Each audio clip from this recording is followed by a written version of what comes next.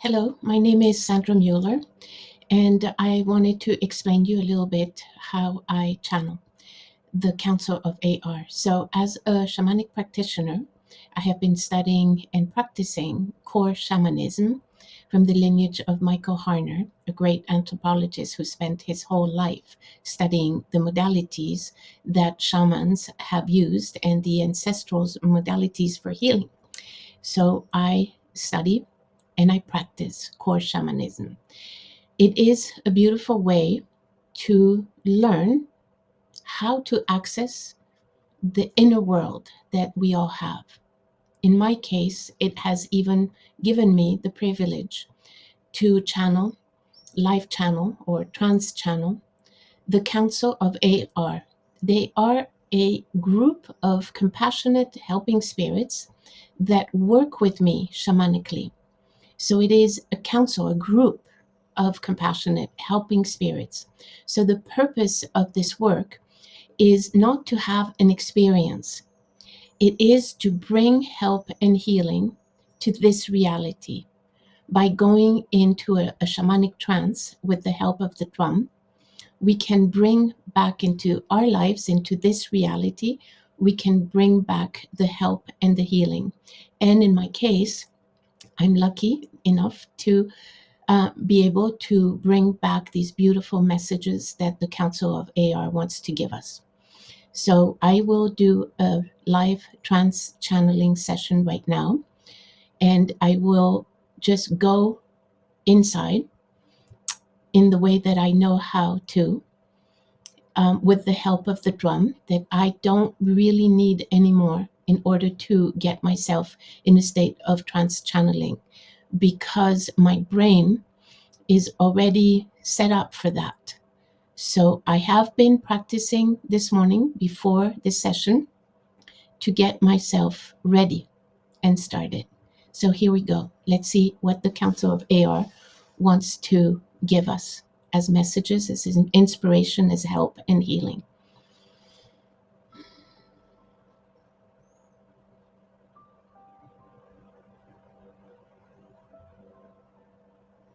It is with great pleasure that we would like to continue the work today.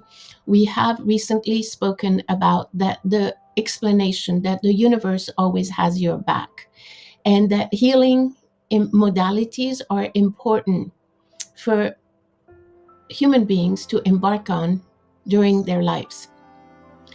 The life is a limited time inside the vessel of a human body. So the soul is incarnated at the moment of birth or a little bit before the moment of birth, and the soul is merged with a body, with a vessel, so that the soul can animate this vessel with life force. The soul stays in the vessel throughout the entire incarnation. And the soul animates the vessel every single moment with life force. The day that you cross over is the day that the soul and the spirit, which we will explain the difference very shortly. The day that you cross over is the day that the soul leaves the vessel. There is an actual entrance and an exit of the soul inside a human body. It is what you would call the life force. The soul animates life force.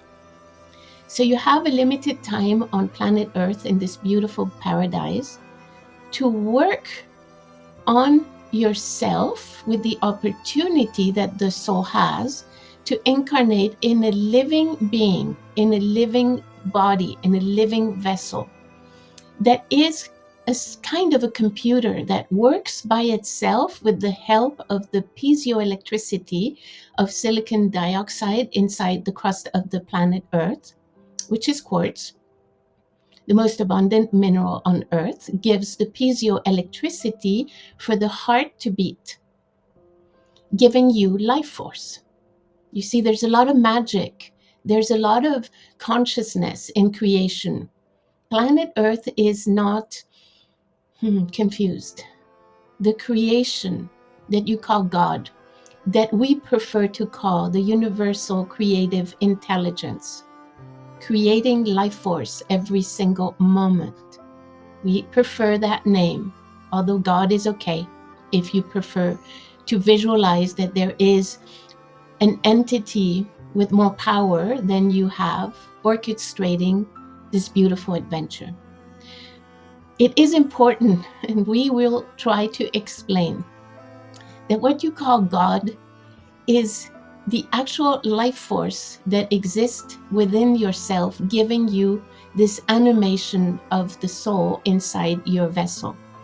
So it would be fair to say that you are God as well as every creation on planet Earth, because you are alive right now. So this animation is active right now for you. And that is a blessing, an immaculate, sacred blessing of this moment now, that you could, and it would be beneficial for each one of you to connect for a little moment right now with this amazing, beautiful, magical animation happening in your body right now. So the soul comes to work. The soul is eternal. The soul never dies when the body, when the vessel, when the heartbeat stops. The soul transits again out of this vessel to continue its journey of learning. So the main purpose that the soul has to exist inside a human vessel is for learning, for understanding something, for achieving a healing process that the soul did not achieve in another time, in another moment of its journey through time and space. So the soul yearns for more learning. It could stay in the other realms forever, but the soul yearns for learning. So it embarks in a new incarnation. It chooses its parents. It chooses its race, its locality where it will be born. That soul will be born somewhere on planet Earth. So it has to choose the cultural locality and the parents and the tribe that it will come to do this work. And nothing is random. It doesn't choose all of this by itself. The soul has helpers, guides or spirits. You can call them by any name you want. Angels. Some of you prefer the word angels. It reassures you that this is benevolent work, which it is. So if you're more comfortable, we can talk about angels. Angels help you decide what kind of intensity will you choose? What kind of lessons? Are you in need of a soft, gentle incarnation where the work will be gentle because the soul is a little bit tired of working so hard in other times? So will you choose that kind of incarnation? Will you choose a very long incarnation of 100 years or more? Will you choose a very short incarnation of a few months, a few days, maybe a few years, a child? All of these choices are not random. They're very specifically calculated before the incarnation for the soul to come and do the work on planet Earth. So follow us for a second here. You must understand that this is not a journey of pleasure only, although paradise will offer you many, many pleasures. This is what we would call Earth School. So you must understand that you have chosen planet Earth, the planet of duality, of war, of peace, of love, of hate, of understanding, of confusion. This is what duality means. So the shadow work that the soul does throughout its incarnation in a human vessel is an important work. And sometimes we see that you are afraid of the shadow. afraid of the darkness, afraid to work in the darkest realms of your soul's need for evolution. So you reject shadow work and you focus on light work. You eat healthy foods, you play along as if you were an illuminated soul. We see you playing with the light a lot, thinking that you will get somewhere by just loving and just accessing joy. Yes, the purpose, the final purpose of the soul is to be in a state of contentment and of joy. It is very true. Joy is the gift. Joy is the cherry on the cake that you can access always and at any time.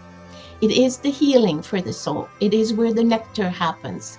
It is where the body, the vessel, can rest and participate in enjoying what planet Earth has to offer.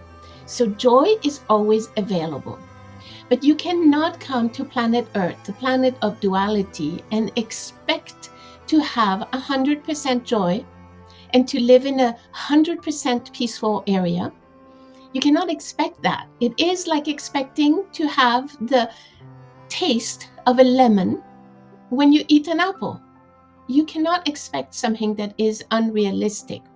The way you work here on planet Earth and the way the soul evolves is through a certain amount of duality, of pain, of confusion, and of understanding what is happening to you at that very moment. So, we want to explain something very important is that when you have an issue, there is another side of that issue. If the issue has darkness, there is another side that has light. If the issue has light, there is another side of it that has darkness. So this is what makes this work fair. This is what makes this work, this purpose of life, intelligent, an intelligent creation. Otherwise, if it only had darkness or it only had light, there would be no purpose in coming and incarnate in a human vessel that will get tired, that will get sick, that will age, that will get old, that the muscles will atrophy, that the pain will start hurting, the body will start hurting, that loss will happen. There will be a lot of pain because you will lose loved ones. You will gain loved ones and you will lose loved ones. And you must understand that this is part of this experience. This is part of this journey. So go along with the journey. Don't fight it. Don't fight every day of your life what is happening to you. Because remember that the glass can be half full or half empty. The one side has darkness, one side has light. So don't fight. Just flow, accept, surrender. We haven't given the word surrender for a long time. Surrender to your life. Surrender to your experiences, to your difficulties, because acknowledge that your soul is learning. When you acknowledge that the soul that is giving you animation, life force, is learning through your pain, then you become friends with your traumas, friends with your pain. This is the important part now that we want to talk about. So we said in the last channeling that human beings benefit from healing modalities, from healing, because a lot of you think that healing is a bit nonsense. And it's a shame to think that healing the soul is nonsense, since you actually came to do just that. You actually came in a life, in a physical body, just to experience what the soul can learn. And how will it learn will be through the experiences of your life, through your love life, very particularly, through your work life, through your family life, and also through the feeling of loneliness. There is a point in everybody, in every human being, where the feeling of loneliness, of doing this journey alone, is very strong. There's a lot of learning for the soul when the soul realizes the reality, the truth, that you do come alone and you leave alone. And that although you have so many friends and family and spouses and loved ones, you're still alone. So there's a lot of learning there. So healing is very important to give it some attention. It is the inner world that opens up for you. It is a beautiful opportunity to go in your own realm, in your own inner world, and live part of your attention, of your consciousness. Give it attention to the inner world that does exist inside of you. Everything is not happening only in the outer world of your existence. There's a huge, huge magical world to explore in your inner world. So how does one access this healing adventure so that you can ultimately feel joy, feel peace, access wisdom, understand your life? The first thing that we would like to tell you about healing is that we must help you go backwards in your past and open up all the closets that have skeletons inside these closets. Every closet of your life where there has been pain that you felt, trauma, pain, adventures, difficulties, loss, sorrow, these are kept in these kind of closets in your existence. They are in your energy field, okay? They're not actual closets on the outside. They all reside here. There's compartments, compartments. These compartments hold pain, hold drama, hold memories. They can be anywhere in your physical being. So we call them closets because they're little places, you know?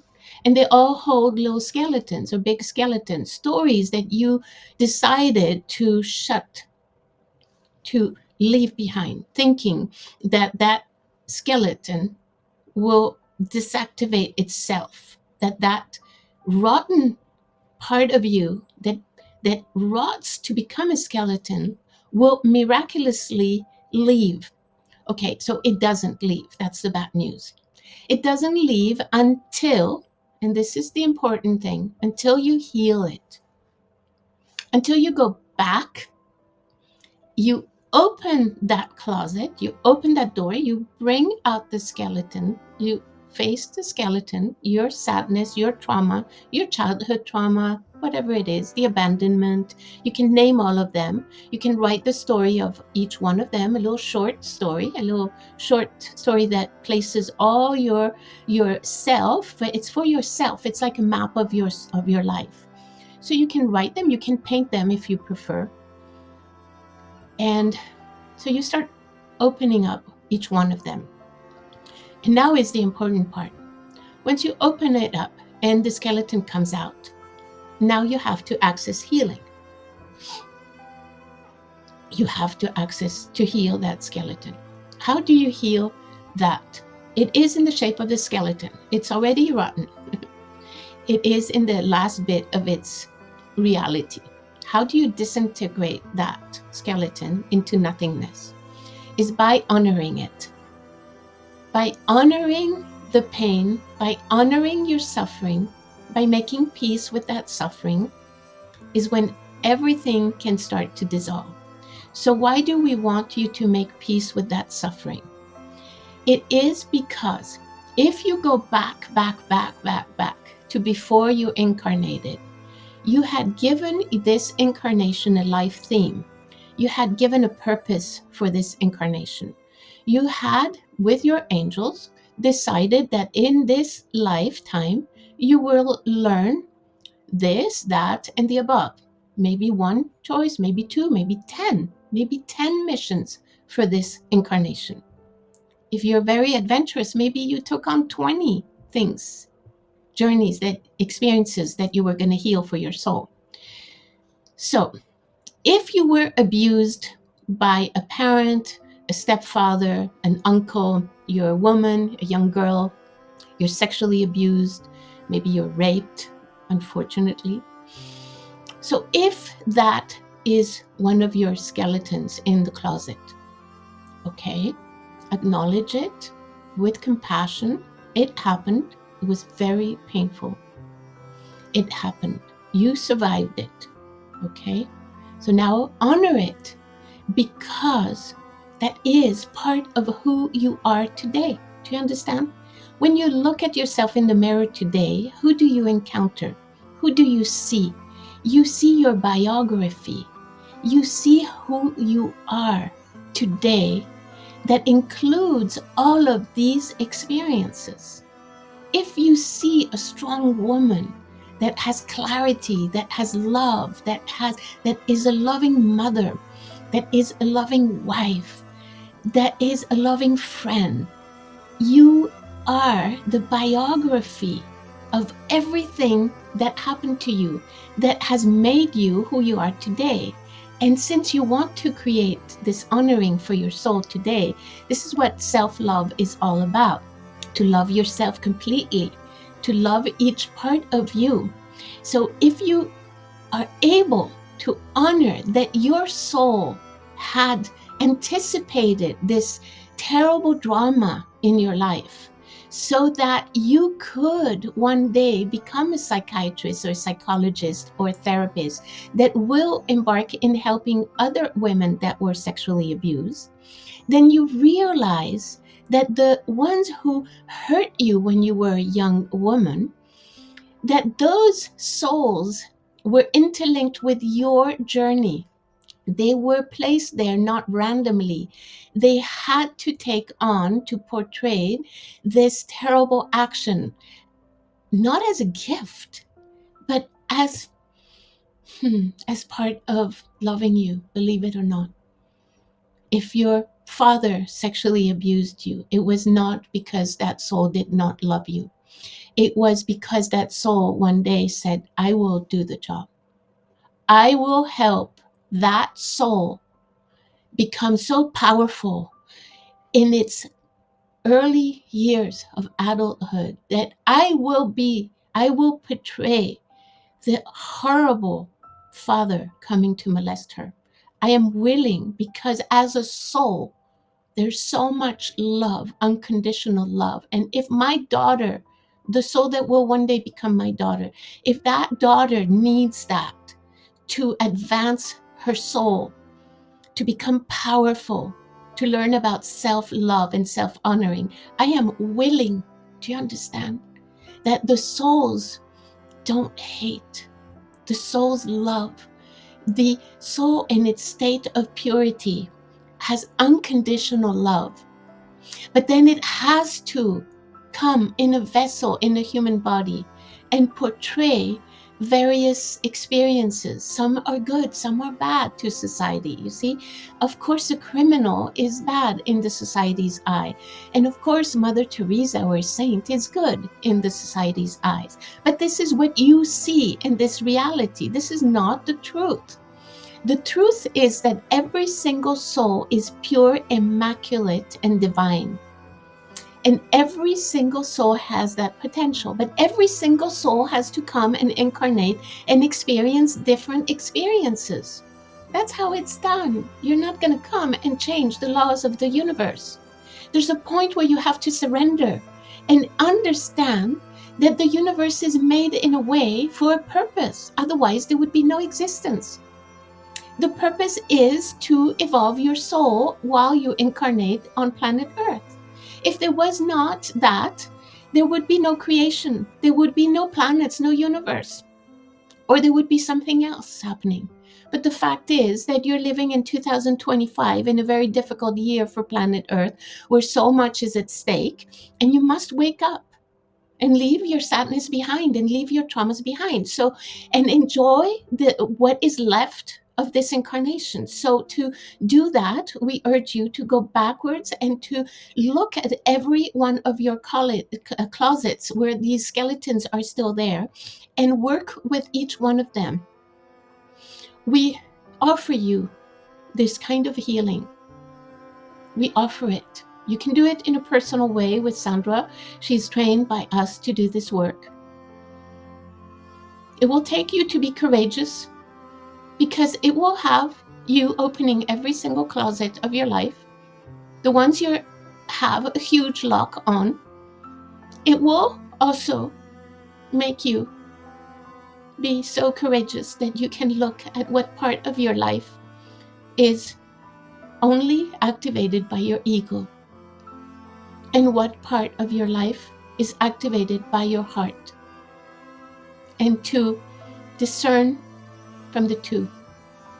We're not saying that the ego is bad. We're saying that the ego is the fuel that is in the engine, your vessel, that gives fuel to your vessel to achieve things. Because if you had no ego, you would stay in bed all day sleeping.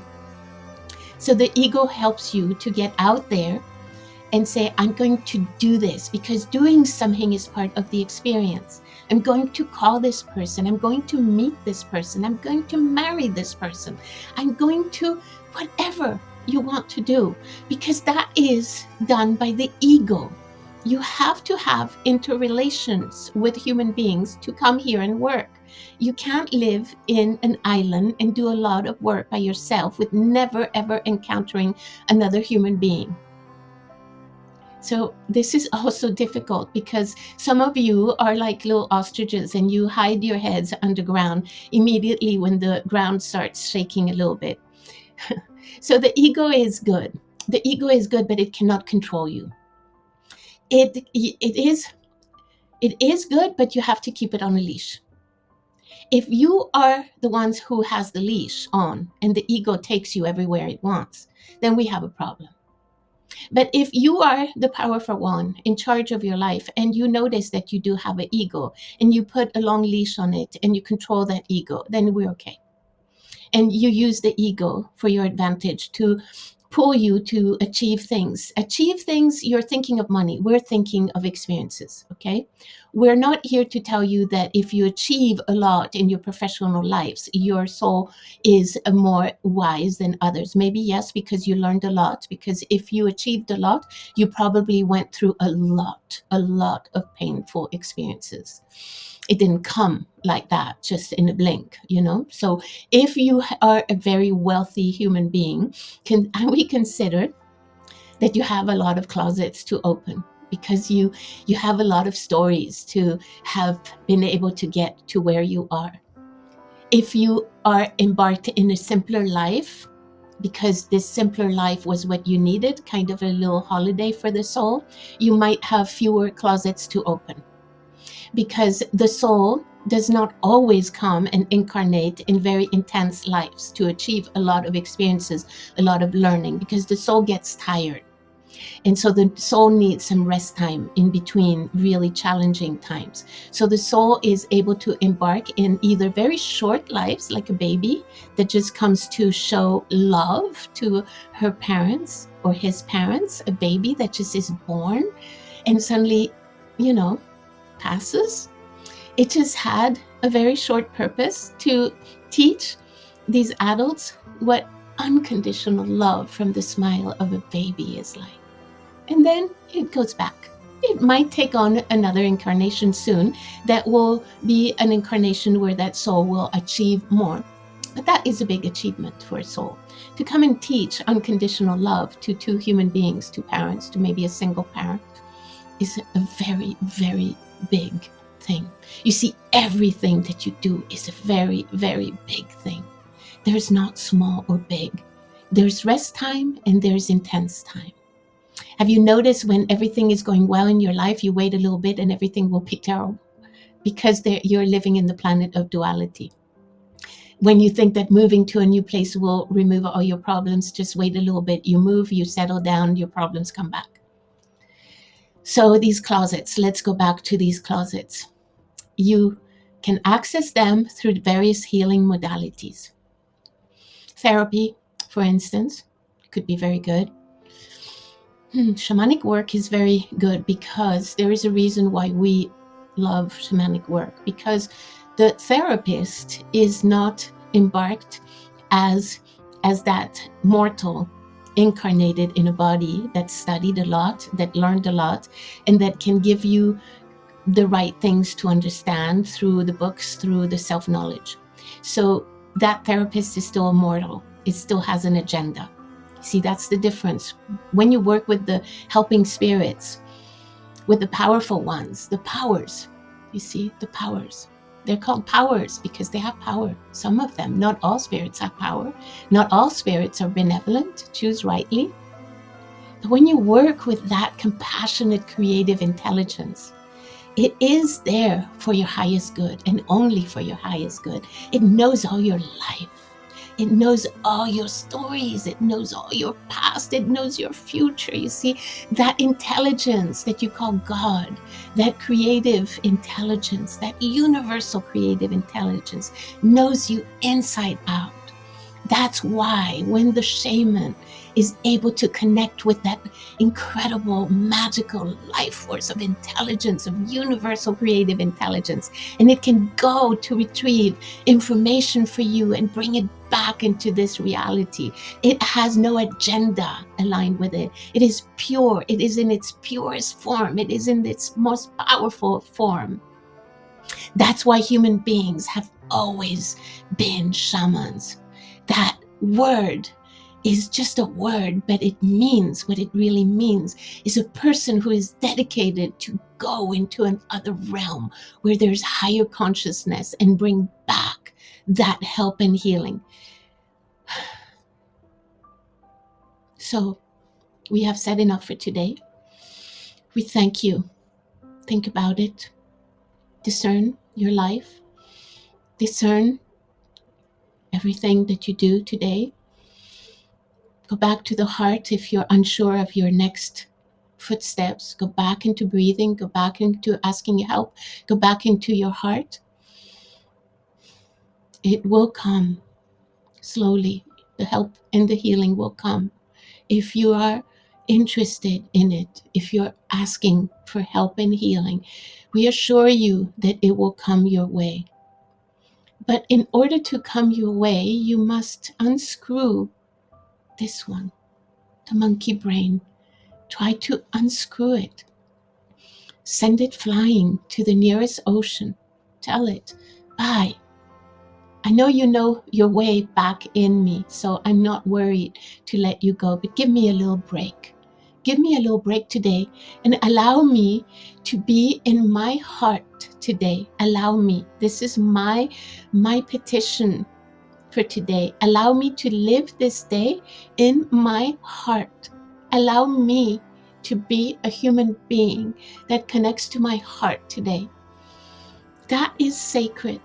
You do not need to do plant medicine to access this space. Yes, it can be helpful for many of you. We see you very engaged in that. Nature is wise, and the universal creative intelligence provided you with these incredibly intelligent plants that can bring you to the deepest shadow work. And yes, you can do them. And we advise you to do them consciously because they benefit you much. But do them consciously. This work is not for fun. This work is a very powerful work. And you don't need to use plant medicine to have an experience, a voyage, a journey. Because that journey can start also becoming a loop. You get the journey, you get the visions, you get the experience, you get in it, and then you come out and you think, wow, that was amazing. That was an amazing vision. That was an amazing thing. Okay, there might have been some epiphanies. There might have been some good stuff. But you see, it is sacred to do that work. And we want to assure you that you're doing it in a sacred way. Not for entertainment, not for amusement. You see, the spirit world is a dangerous world. You must know where to go. We don't want you to get trapped in more pain by doing something unconsciously.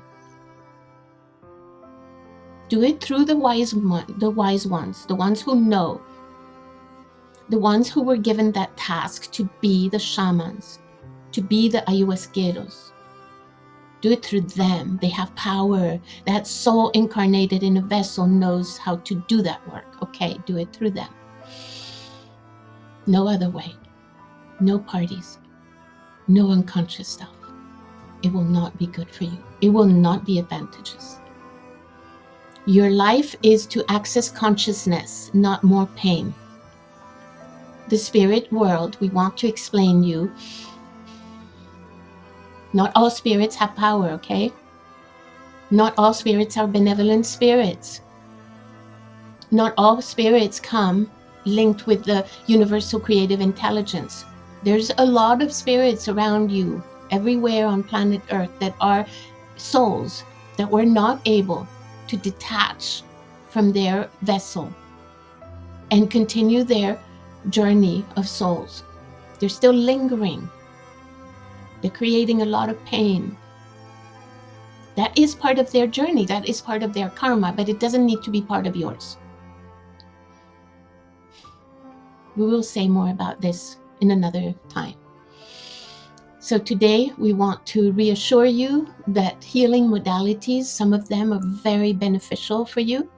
And if you feel the urge to understand your life, if you feel the urge to heal your traumas, your shadow work, your sadness, if you feel the urge to heal the loss that you have recently gained by the departing of a loved one, to understand that that loved one is most probably in a state of pure love and pure consciousness, and that you can access that consciousness, that love. If you want anything that is truthful in your life, we are available. We thank you for listening. We thank you today. Thank you. Blessings to all who listen to this channel transmission from the Council of AR. That is a name that this energy has given to Sandra. AR means altus reciprocity, to bring back to you into proximity the energies altus above, the omnipresent energies of the universal creative intelligence. That is what altus reciprocity means, that we abbreviate it as AR, a group of a group of compassionate helping spirits that Sandra is used to working with in her shamanic practice. Thank you.